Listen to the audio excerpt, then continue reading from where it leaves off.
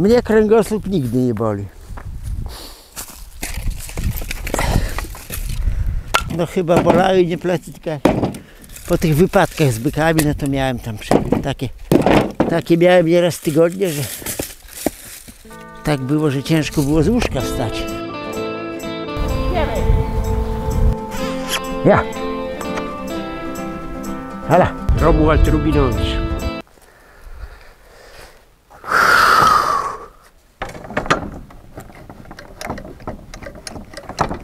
O. Dobra. Skąd ta mieszka Miki? Jak wnuczka była malutka, to syn kupił, dla wnuczki powiesił. Bo wnuczka oglądała w telewizji myszkę Miki, no kupił dla niej, powiesił. Teraz trzeba było tą myszkę Miki odmalować. Tak mówią internauci, no może odmalujemy. Bo ona ma, no cóż, wnuczka, syn ją powiesił, jak wnuczka miała może ze 3 czy 4 latka, prawda? A teraz wnuczka ma 17 lat. Dobra, będziemy wrzucać drewno opowe do drwalki. Wyschło, po prostu leżąc, wyschło tam za szopą na kupie było wyrzucone, bo mokrego drewna nie wrzuca się do budynku. Dlatego, żeby się zaparzyło, zapleśniało, musi być na wolnym powietrzu. Surowe drewno nie boi się deszczu, a tym bardziej, że przecież to lato było bardzo, lato w ogóle bardzo suche, no i drewno jest, w tej chwili już jest suche na pieprz i trzeba go wrzucić do drwalki.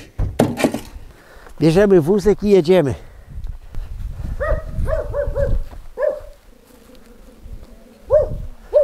Proszę, proszę. Proszę, śmiało. Chodź, nie rusz. Idzie pani. Ma pan jeszcze krowy? Mam krowy. A jakby tak od czasu do czasu jakiś tam litr, 1,5 litr? Ale proszę panią, po prostu ja powiem pani tak, 20 parę lat nawet woziłem mleko do miasta na bańkach. I tak to już ostatnio nie szło, że niestety krów tych było nawet 11 czy 12. Coś okropnego, że wrzuciłem to. Wie pani, mam krów tylko parę i to mięsnych, to na swój użytek one niedużo mleka dają naprawdę, także wie pani, naprawdę tam rodzina weźmie trochę, także naprawdę przykro, ale Nie ma pan. nie, dlatego, że tak mnie sponiewierali w tym mieście, że powiedziałem dziękuję. No ale przepraszamy, bo my kręcimy film, wie pani. Kręcimy film. Wydawać chcecie? Film kręcimy. No ja widzę, że film. Proszę pani, to jest kanał Zaklinacz Byków, może pani obejrzeć ten A kanał. jaki kanał? Romek Zaklinacz Byków. To ja prawie oglądałam. No to wie pani, to tu się dzieje. Żebym ja tam nie była, nie? Tu się dzieje, to no ale przepraszamy. Lepszego. Również. Tak. Jeździłem 20 lat, już tak miałem dość tej jazdy z tym mlekiem, że wyżej łba. Jedziesz, stoisz, no cóż. Sprzedaż ze 2 bańki mleka. I to od czasu do czasu, co to była za robota? Rzucić to, jak to się mówi. Przeciw wiatru się nie nadmucha. Uważa pan? Nie upadnie na pana tym pniaku. Ja go nawet przerzucę, bo on będzie przeszkadzał mi tu manewrować z wózkiem. Będzie mi przeszkadzał, ja go przerzucę na drugą stronę. Tak, tak. Roki. Yep. Dobra, ostrożnie bramę uchylę dalej, bo to wszystko musi grać. Dobra.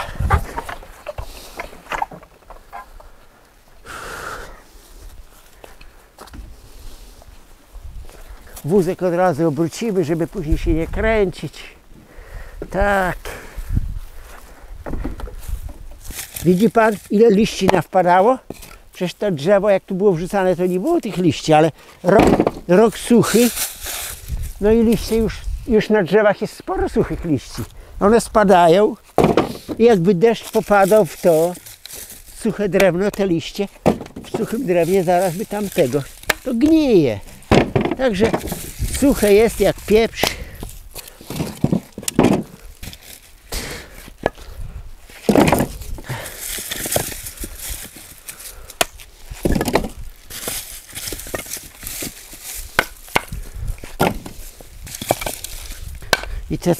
I to, co na ziemi leży, to też jest suche, bo po prostu ziemia jest sucha, co tam gadać. Tylko tyle, że z piachu od tego, trochę dlatego pukam, żeby nie wieść tego śmiecia, żeby nie wwozić tego śmiecia do drwalki. W jakim czasie pan spali taką tarczę? W zimowym czasie, proszę pana, to jest świerk. Świerk nie jest drewnem energetycznym. Świerk to jest dobre na rozpałkę. Chyba że się rozpali piec tym drewnem. Jak się już ono dobrze rozpali, tak że się trochę już z węgla, wsypać z pół węglarki trocin, to wtedy te drewno dłużej się spala. Tam drewno stanowi takie coś jak ruszt. Rozpalone drewno, jak piec jest dobrze założony. No i później wsypać, mówię, raz pół węglarki trocin, czy nawet 3/4 węglarki i piec się pali. Bo jak jest na przykład drewno takie liściaste, jakaś tam wierzba, olcha, no tu jest mieszane, na przykład to jest olcha, no nie, tu jest mieszane. Olcha, tu jest jakaś jarzębina, trafia się osika, osika jest dobra, bo czyści komin. Olcha jest, no takie o tam jest, mieszanka. Dobra, można jechać. Taki wózek, jakby palił samym świerkiem, to można w ciągu dnia spalić, jak jest dzień mroźny. Tak.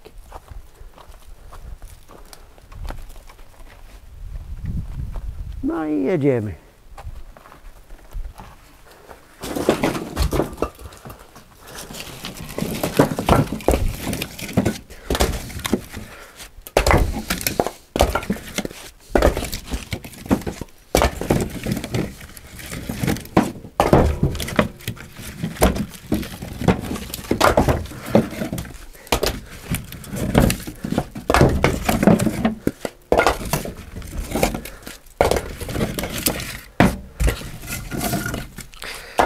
Dobra.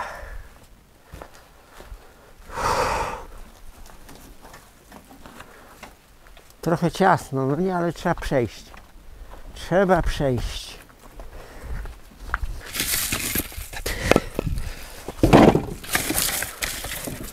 Suche.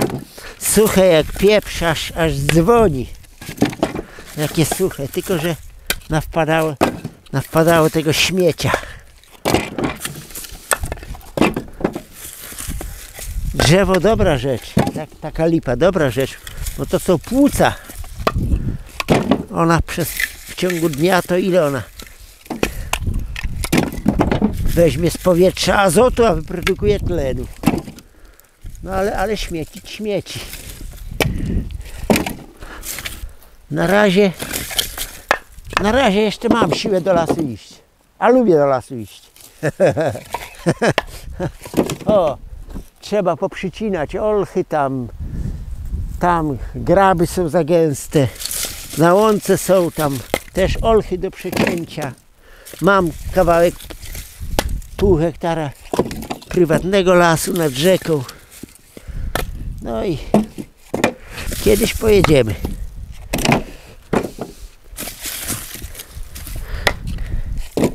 W polu nad stawem też tam mam parę drzew do przycięcia.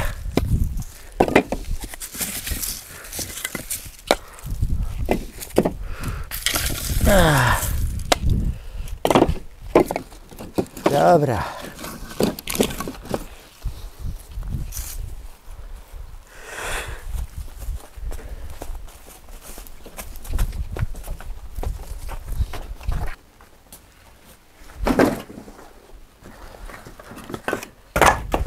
Można, ile się da, to można wywrócić. Ile się dało, widzi pan, rączka krótka nie przeszkadza, bo długa to już by mi się o ścianę oparła, prawda? I bym wózka nie przewrócił. A krótka ma swoje to, że w budynkach łatwiej jest z to krótkorączką niż z długą. Tu w ogóle z to długo to bym nie wymanewrował. No i poszło.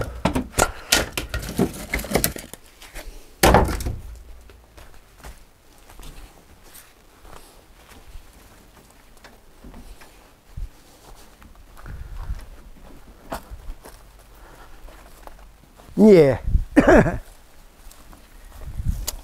Nie bolą mnie plecy. Mnie kręgosłup nigdy nie boli.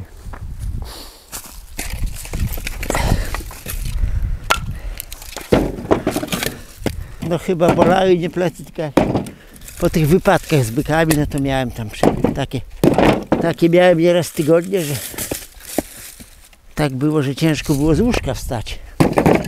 Tak byłem obity. Właśnie plecy miałem obite. Jak mnie rzuciło drzewo. To miałem problem ze złapaniem oddechu. I wtedy 3 tygodnie się wstawało z łóżka na czworaka. Na czworaka i do pionu to przy ścianie. No, ale to był Bysiu, oho. To był Bysiu.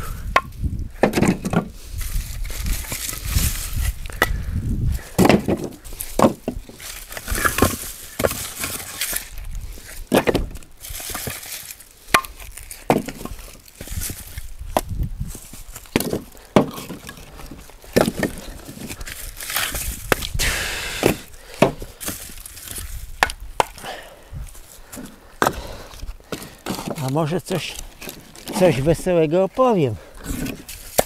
Akurat to co tam się działo, to było napisane przez życie. Życie to napisało. Był człowiek w jednej tu z okolicznych wsi. No, to był człowiek starszy niż pokolenie moich rodziców. No, działo się to dość ładnych kilkadziesiąt lat temu. Człowiek był bardzo pracowity, ale miał żonę taką, no, wredną. Wiecznie go pędziła do roboty. I miał też córkę. Córka była osobą samotną, też już nie była młodziutka i obie z matką to tego ojca ścigały. Ścigały tego ojca, no i tam ojciec miał po prostu kiepski żywot z nimi. Ale opowiadał dla mnie to jeden znajomy człowiek, dobrze znajomy. Człowiek miał 2 krowy. Pasł je wzdłuż linii tamtej kolejowej, pracował na kolei.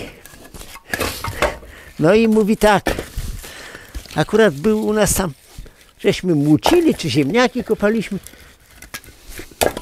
Pomagał nam, po prostu przychodził, pomagał. My tam pomagaliśmy mu coś ciągnikiem tam, to konia brał to. Ale opowiada tak, jadę rano krowy doić. Na rowerze oczywiście bańka, 20 wiaderko. Jadę z górki, tam już jestem za wsią i mówi, co widzę. Z tamtej strony i od lasku jedzie ten znajomy człowiek, ten właśnie, którego prześladowała żona i córka. I trafiła mu się okazja, że jechał sam tylko z żoną. Żona zaczęła coś tam ma wymyślać, czy próbowała go szkolić, a on wykorzystał okazję, chociaż no może nie powinien tak robić. Jak mu ta matka, żona wkurzyła, po prostu bat i święci. Święci tą babę swoją na wozie batem. Ona zasłania się rogami, a on świeci. A ten pan, który właśnie nasz znajomy, który jechał te krowy doić, to trochę przyhamował i mówi tak, Boże no pomóż. A on dalej batem mówi, Bóg zapłać i dalej świeci babkę batem. Dobre? Dobra przygoda napisana przez życie? Tak, musiała go dobrze wkurzyć, a że był sam, nie było córki, bo gdyby była córka, to może by się nie podjął, bo może by wkurzyły mu obydwie razem, może by wyrwały bat, czy tego, bo córka była, on już nie był młody, on już był starszy człowiek. Starszy był, taki już był starszy i wypracowany, no ale wykorzystał okazję po prostu. I dobre to było z tym, Boże no pomóż. A Bóg zapłać i dalej święci. Także tu działy się różne rzeczy w tej okolicy. Jeszcze opowiem o tym człowieku. On miał bardzo takiego syna, który no po prostu był bardzo sprytny, przebiegły. Na poczekaniu coś skombinował, żeby komuś jakiś kawał zrobić, żeby coś wesołego powiedzieć. No i cóż, mówi ten pan Bronek, mówi tak. Zabiliśmy świniaka, a we wsi była taka kobieta. O, to też działo się bardzo dawno, która była bardzo ciekawa. Była ona tego po prostu, miała takie myślenie przedwojenne, kiedy słonina była droższa niż szynka. I ona, jak ktoś zabił świniaka, to ona musiała pójść, dowiedzieć się, jak grubą świniak miał słoninę. No i cóż, gdyby trafiła na tego pana Bronka, to po prostu tam ją po prostu zbyłby i powiedział, co cię to obchodzi, kobieto? On tam się nie czaił, no nie? Ale że rodzice pojechali do miasta, a właśnie ten chłopak, który miał takie poczucie humoru, to był mój rówieśnik, był w domu, no jak przyszła ta babka, a zabiliście świniaka, a no tak. A czy można by zobaczyć, czy słonina gruba? A on można, ale u niego głowa szybko pracuje. On wpadł do składówki, 3 kawałki słoniny złożył jedno na drugą i pokazał, uchylił drzwi. Pani, o taka. Ajajajaj, a jakżeż to zmierzyć? Ajajajaj. Rodzice wrócili z miasta, no a mój kolega im to opowiedział. O, to żeś dobrze zrobił. Ojciec mówi do syna, to żeś dobrze zrobił, mówi tej ciekawskiej, a niech lata i pokazuje, że taka. O, tu mówi cwany, dobrze. Okej. Zaspokoił ciekawość kobiety, zaspokoił.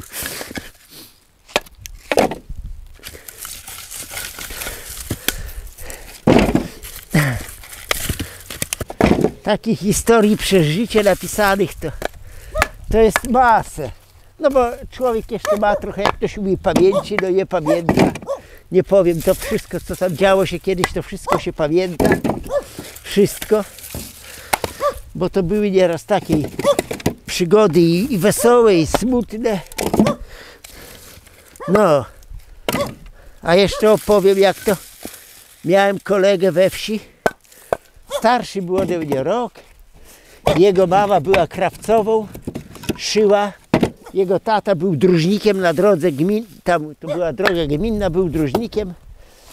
Pilnował po prostu tej drogi, tam przycinał gałęzie, tam przy drodze leżały kupy żwiru, to jak gdzieś trzeba było tam jakąś dziurę zasypać, to jechał, tam miał łopatę tego tam, no po prostu pilnował tych dróg gminnych, miał tam odcinki wyznaczone, ale mniejsza, nie o to chodzi. Chodzi o to, że ten kolega,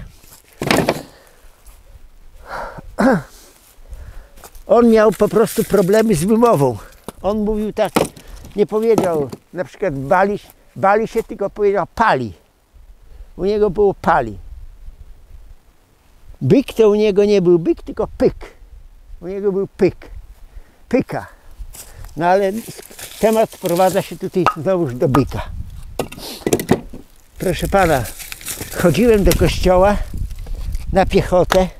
Droga była taka między wioskami piaszczysta. Do kościoła ja miałem dokładnie 7 kilometrów, bo ja mieszkałem jeszcze za wsią kilometr, a kościół był tam w sąsiedniej wsi, właściwie to był kościół, po drodze była jeszcze jedna wieś, kolonie były, także kościół był na 3. wsi. Tam przy drodze ojca kolega miał byka, rozpłodnika gminnego. Duży byk, taki czarno-biały, taki byk. Fest byk, o coś tak jak tutaj ten nasz, tylko że czarno-biały i bardzo agresywny. On go pasł normalnie na mocnym łańcuchu, też porządny pal uwiązany był za rogi, miał przekładkę z sznura z rogów do nosa i wiązany był tam jakaś kombinacja była, że za łańcuch naszyjnik miał na szyi i za rogi tam miał swój sposób, po prostu ja byłem za mały, żeby to tam wszystko zanotować, tylko sprowadza się do tego faktu, że jak ludzie szli do kościoła, a on się pasł na górce tam, tak no można powiedzieć tam może i 150, może 200 metrów od drogi, to on potrafił na przykład, jak zobaczył ludzi, to potrafił grzebnąć racicą i rogiem zaryć. No i poszliśmy, proszę pana, chodziliśmy na naukę.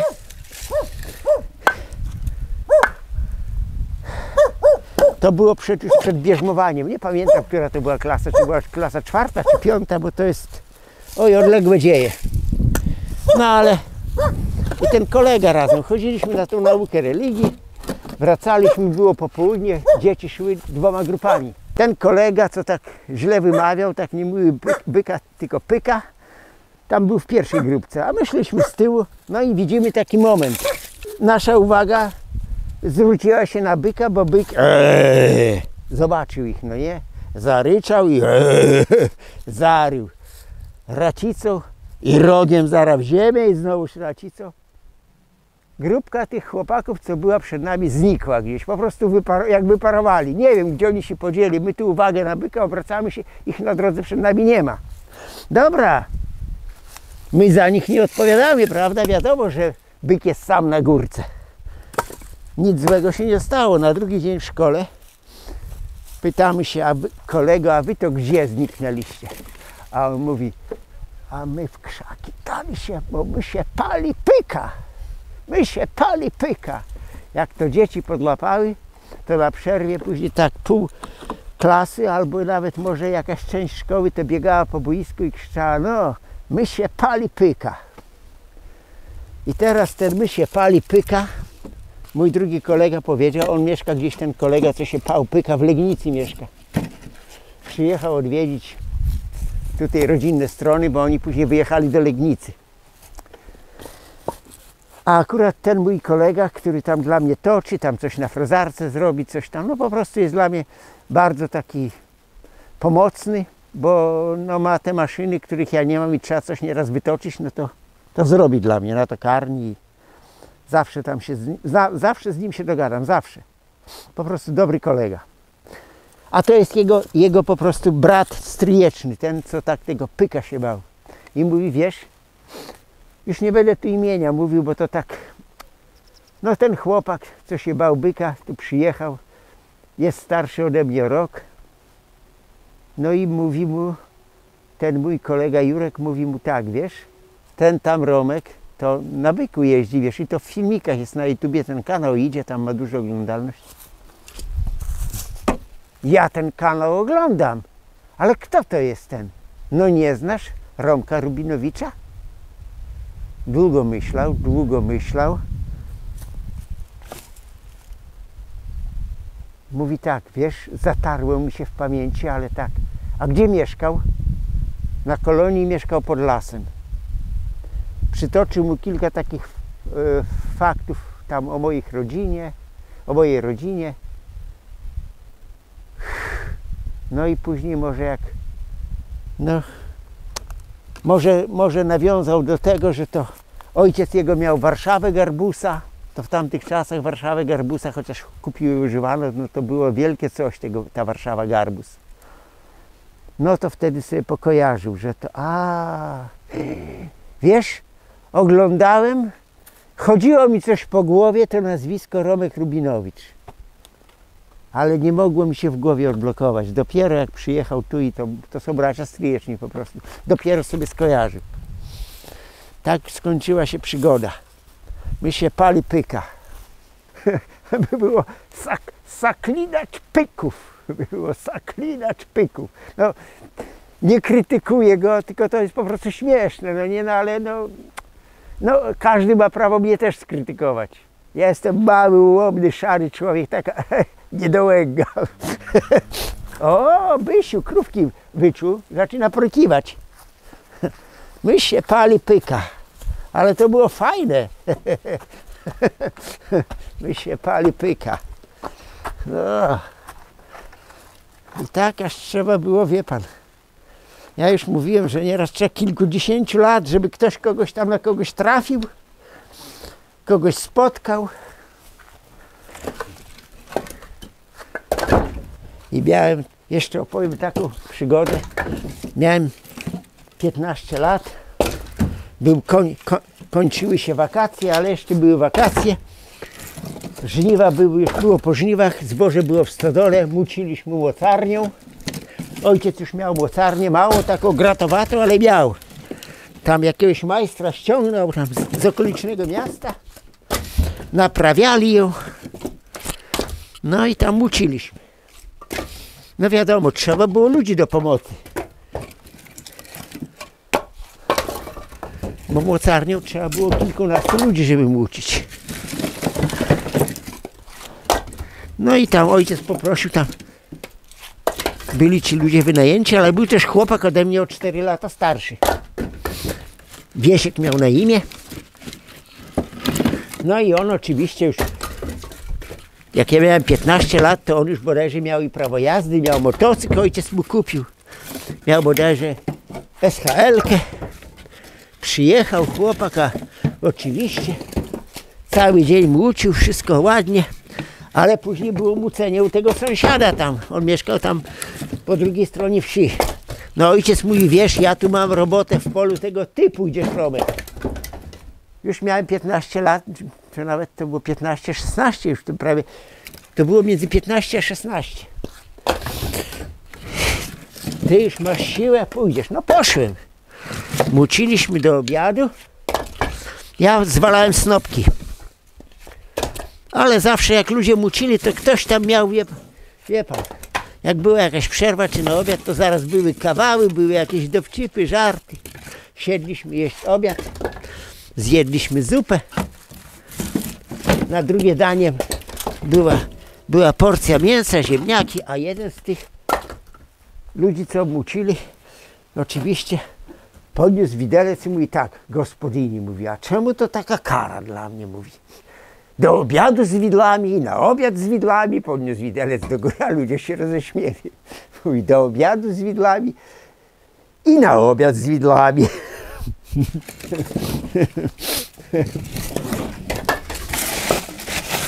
No na dzisiaj mamy dość, wózek w kąt, dość, tutaj dość. Reszta się zrobi później. Roki? Dość, na dzisiaj wystarczy.